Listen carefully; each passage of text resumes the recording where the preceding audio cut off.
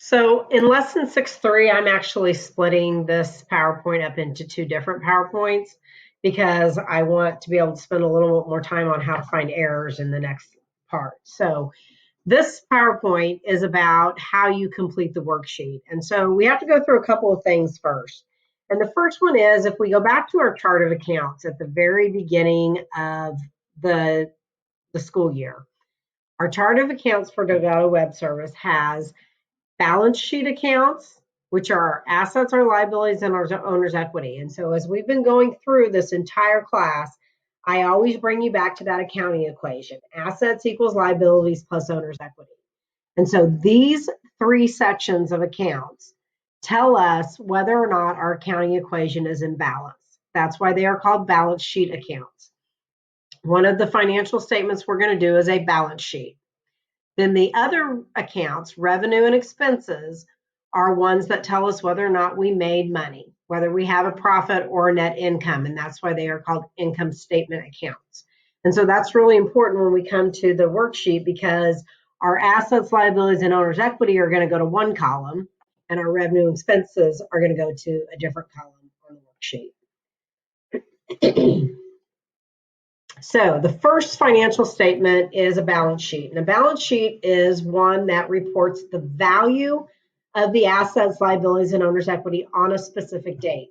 And the specific date is really important because once you do the worksheet, if you do it on the 30th of April and on May 1st, you do another transaction that affects an asset, a liability, or owner's equity, those balances are no longer what they were on the worksheet or on the balance sheet on the day before. So that specific date is really important when we start talking about balance sheets. So when you look at the worksheet, we have our trial balance columns. That's what we did in 6.1. We have our adjustment columns. That's what we did in 6.2. Now we have two sets of columns, debit and credit under income statement, and two sets, debit and credit under balance sheet. So for the first set of accounts, because remember we put them on the worksheet the way they are in the ledger, which goes assets, liabilities, and capital or owner's equity. So those are our balance sheet accounts, and we're going to extend these balances from the trial balance column to the balance sheet column. So all you're doing is copying them. So if it's a debit here, it's a debit here. The ones that get a little bit trickier are where you have these adjustments because you want your balance sheet column to show the updated balances. So we did those adjustments. So on these first four here, there's no adjustments. We're just moving them over. Then on supplies, we started with $620 debit. We adjusted it for $530 credit. So $620 minus $530 is $90. That's our updated balance that we want to be over here in the balance sheet column. Same thing with prepaid insurance. We started with $900. We adjusted it for $150.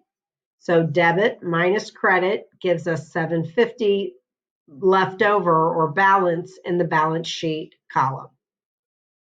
Then our liabilities are credits, so they're moved to the credit column. Capital is a credit. It's moved to credit, and drawing is a debit, and it's moved to debit right here. That's all you do with those. Then the other two columns that I showed you, the income statement columns, the income statement is a financial statement that shows the revenue and expenses for a fiscal period, so for the whole month. And so when you start doing those, that specific date and the fiscal period come into play when we actually do the worksheets or the financial statements in the next chapter. So now we move down here to where it starts with the income statement. This is a really good break if you're not sure when you're doing this worksheet where you switch from balance sheet column to income statement column. If you can remember, assets equals liabilities plus owner's equity tell us that we're in balance, so their balance sheet. Revenue, sales, and expenses, difference of those tell us whether we have an income, so they go to income statement. But another really good division is that income summary account because we have not used it yet. So there's no balance in it to start out with. There's no balance in it to end with. So it is pretty much a blank line on our worksheet, even though we include it. And so that's a good place for you to also remember that that's where I switch over to the income statement column. So sales has a credit balance in the trial balance, so it comes to the income statement credit column. Expenses, where there are no adjustments, are debits, so they come to the income statement debit columns. And then for insurance expense, we don't have anything in the trial balance, but we have a debit adjustment. So we have to bring that debit adjustment over to our debit column. Then miscellaneous expense has no adjustment. And then supplies expense, like insurance expense, nothing in the trial balance, but we have that adjustment that we have to bring over. And so that's how you extend those columns.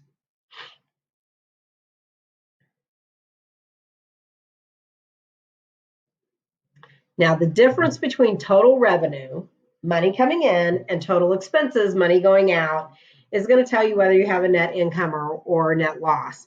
If you have more revenue, more money coming in, then you have a net income. If you have a higher expenses than you do revenue, then you have a net loss.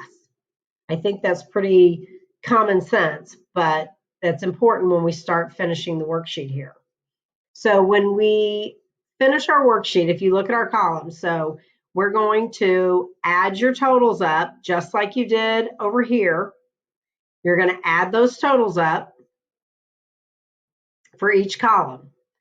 So you're just going to add these up, bring them down, add them up, add them up. And you do that single rule to show that you have your totals. Then you figure your net income. So we're first going to look at our income statement columns. And our income statement debit is expenses. That's money going out. Our income statement credit is sales, money coming in. So if your sales is bigger, if your sales total here is bigger than your expenses total, you have a net income.